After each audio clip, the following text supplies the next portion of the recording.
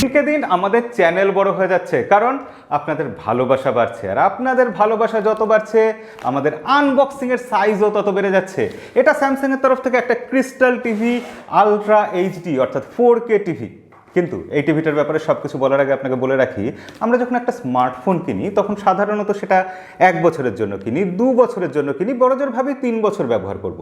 কিন্তু একটা টিভি কেনার আগে আমরা সবসময় চিন্তা করে কিনবো, কারণ একটা টিভি কিনলে সেটা লং টার্ম ইনভেস্টমেন্ট। 5 থেকে 10 বছর একটা টিভি অবশ্যই চালাতে হবে। তাই টিভি কেনার আগে কী কী দেখে কেনা উচিত, কেমনভাবে কেনা উচিত, সব কিছু বলবো।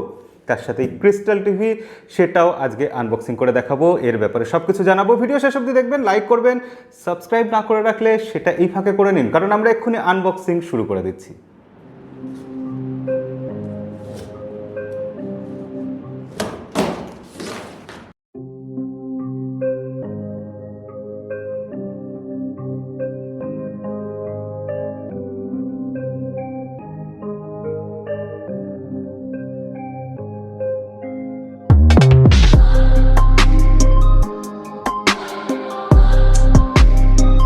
টিভিটা চালিয়ে দিলাম, কিন্তু টিভির গায়ে এখনো এইগুলো রয়ে গেছে। সব স্টিকার ফিকার থাকলে দেখতে অতটা ভালো লাগে না। তাহলে সবার আগে আমরা স্টিকারটা তুলে নিই। এখানে নিচের দিকেও প্লাস্টিক রয়েছে, এগুলো তো তুলতে হবে। এখানে একটা ছোট প্লাস্টিক এখনো রয়ে গেছে। ব্যাস, একদম সুন্দর উঠে গেল। টিভিটা খোলার পরই, চালানোর পরই প্রথম যে জিনিসটা আমার নজর করে নিল সেটা হচ্ছে এর ডিসপ্লের কোয়ালিটি। আপনারা একবার দেখুন শুধু, ওয়াও, তুখোর দুর্ধর্ষ ডিসপ্লের কোয়ালিটি। কিন্তু খুব বুস্টেড পাঞ্চি কালার এরকম লাগছে কি না, একেবারেই নয়। ন্যাচারাল কালার লাগছে, খুবই ভালো লাগছে দেখতে। কিন্তু কালোর জায়গাগুলো খেয়াল করে দেখুন, একদম ডিপ ব্ল্যাক। এটাই হচ্ছে একটা ভালো প্যানেল বা ভালো ডিসপ্লের বিশেষত্ব। তো আমরা যখন একটা টিভি কিনবো, আমরা সব সময় এটা যেন খেয়াল রাখি টিভির ডিসপ্লের কোয়ালিটি ভালো হয়।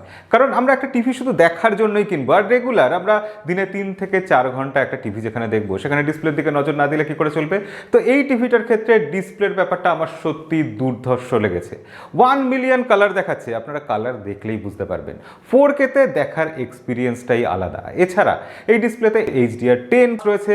তাই একটা টিভির ডিসপ্লের দিকটা যদি আপনি দেখেন, তাহলে এই টিভিটা অবশ্যই one of the best TV হয় এই বাজেটে। বাজেটে কেন বললাম, বাজেটের কথাটায় পরে আসছি, তবে তার আগে অন্যান্য বিষয়গুলো বলি। একটা জিনিস খেয়াল করছেন, আমাদের চ্যানেলে যখন কোনো ভিডিও আসে তখন সেটা 1080p-তে আসে, কিন্তু এই 1080p রেজলিউশনের ভিডিও এই টিভিতে 4K-তে চলছে। কেন? 4K-তে আপস্কেল করে দিচ্ছে, এবং সেটা করছে তার কারণ এখানে ক্রিস্টাল প্রসেসর রয়েছে, যেটা 4K প্রসেসর, এবং সেটা এইভাবে কাজ করছে। অর্থাৎ এখানে একটা প্রসেসরও কিন্তু ভালো দেওয়া হচ্ছে, আর এই ক্রিস্টাল প্রসেসরের জন্যই এই টিভির নাম হয়েছে ক্রিস্টাল টিভি। তো যাই হোক, ভিউইং এক্সপিরিয়েন্সের দিক দিয়ে অবশ্যই এই টিভিটা ওয়ান অফ দ্য বেস্ট। কিন্তু অডিওর ব্যাপারে কি? অডিওর ক্ষেত্রে এখানে দুটো স্পিকার রয়েছে এবং মাত্র 20 ওয়াটের স্পিকার রয়েছে। 20 ওয়াট শুনলে কেমন লাগছে না? আসলে আমরা 250-300 ওয়াট শুনে অভ্যস্ত, এবং সেটা PMPO ওয়াট বলা হয়।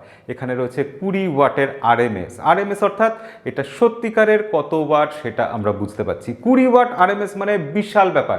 এখানে সাউন্ড কোয়ালিটি কেমন, আসুন আপনাদের একটা চালিয়ে শুনিয়ে দিই।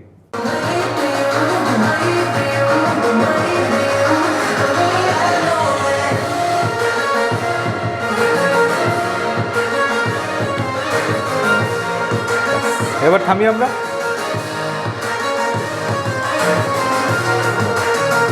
Mute the volume.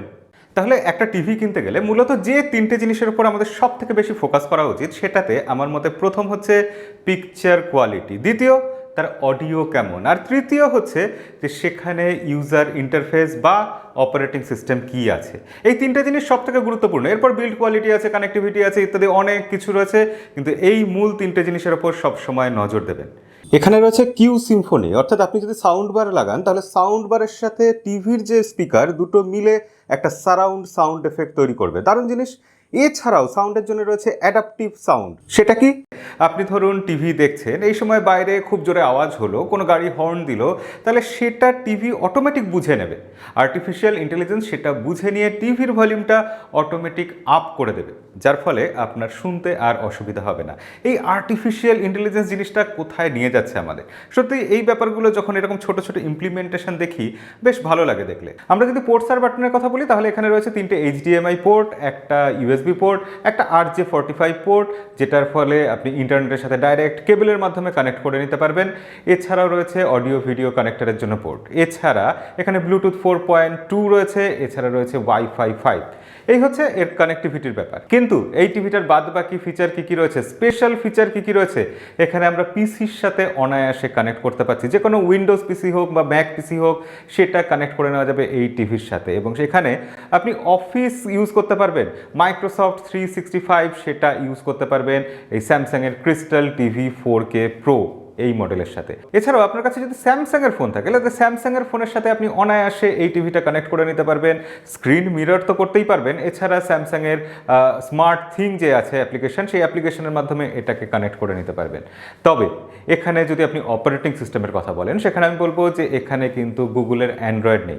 এটা স্মার্ট টিভি, কিন্তু এখানে রয়েছে স্যামসাংয়ের নিজস্ব টাইজন ওএস, যার ফলে এখানে আপনি গুগলের প্লে স্টোরটা হয়তো মিস করবেন, কিন্তু স্যামসাংয়ের নিজস্ব অ্যাপ স্টোর রয়েছে, যেখানে আপনি মোটামুটি জনপ্রিয় যত অ্যাপ্লিকেশন আছে, বিশেষ করে ওটিটি প্ল্যাটফর্ম যেগুলো আছে, সেগুলো অনায়াসে ডাউনলোড করে নিতে পারবেন। তাছাড়া এখানে আপনি অ্যামাজন প্রাইম, নেটফ্লিক্স, স্যামসাংয়ের নিজস্ব টিভি চ্যানেল সেটাও আপনি দেখে নিতে পারবেন। আমাদের কাছে রয়েছে Samsung crystal TV 4K pro model, আর এই প্রো মডেলের 55 ইঞ্চি যে মডেলটা রয়েছে, সেখানে আমরা 3টে অ্যাসিস্ট্যান্ট পাচ্ছি। হ্যাঁ, বিক্সবি পাচ্ছি, অ্যালেক্সা পাচ্ছি, প্লাস গুগল অ্যাসিস্ট্যান্ট পাচ্ছি। এবং এখানে যে রিমোটটা রয়েছে, এই রিমোটটা স্লিক, পাতলা এবং সুন্দর দেখতে রিমোট। এবং এখানে বাটনসের মধ্যে ডেডিকেটেড নেটফ্লিক্সের বাটন রয়েছে, অ্যামাজন প্রাইমের বাটন রয়েছে, আর স্যামসাং টিভি প্লাসের বাটন রয়েছে। এই স্যামসাং টিভি প্লাস একটা খুব সুন্দর অ্যাপ্লিকেশন, যেখানে বিভিন্ন রকম আপনি নিউজ চ্যানেল থেকে আরম্ভ করে স্পোর্টস চ্যানেল সব কিছু দেখতে পারবেন, এবং এটা সত্যিই খুব কাজের এবং ভালো জিনিস। স্যামসাংয়ের এই টিভিটার বিল্ড কোয়ালিটি কেমন? আসলে এটা পুরোটাই প্লাস্টিক বিল্ড, এমনকি এর স্ট্যান্ডটা যেটা আছে সেটাও প্লাস্টিকের, কিন্তু খুব ভালো কোয়ালিটির প্লাস্টিক। আপনি হাত দিলেই বুঝতে পারবেন এটা খুব প্রিমিয়াম কোয়ালিটি, নড়বড় করছে না, একদম মনে হচ্ছে না এটা বেশি দিন চলবে না, একদম এরকম নয়। অবশ্যই স্যামসাংয়ের টিভি এবং তার বিল্ড কোয়ালিটি নিঃসন্দেহে দুর্ধর্ষ। চারদিকে যে ফ্রেমটা দেখছেন, তার বেজলস কিন্তু খুবই পাতলা। আমরা সাধারণত দেখি টিভির নিচের দিকে অনেক মোটা বেজলস থাকে, এখানে কিন্তু নিচে যে বেজলসটা আছে সেটাও কিন্তু তুলনামূলক অনেক পাতলা। ওভারঅল এই ফ্রেমটা, এই বেজেল দেখে, এই টিভির প্যানেল দেখে বেশ প্রিমিয়াম লাগছে, যথেষ্ট ভালো লাগছে। আপনি যদি বড় স্ক্রিনের মধ্যে গেম টেম করতে চান, সেটাও করতে পারবেন। এখানে আসলে বেসিক্যালি একটা গেমিং মোড আছে ডেডিকেটেড, যেটা লো ল্যাটেন্সির জন্য খুবই কাজে লাগবে, এবং সেটা বেশ ভালো জিনিস। এছাড়া এটার দাম কত? এত কিছু বললাম, দাম কত? একটা টিভি কিনতে গেলে সবার আগে আমাদের বাজেট সেট করা দরকার না?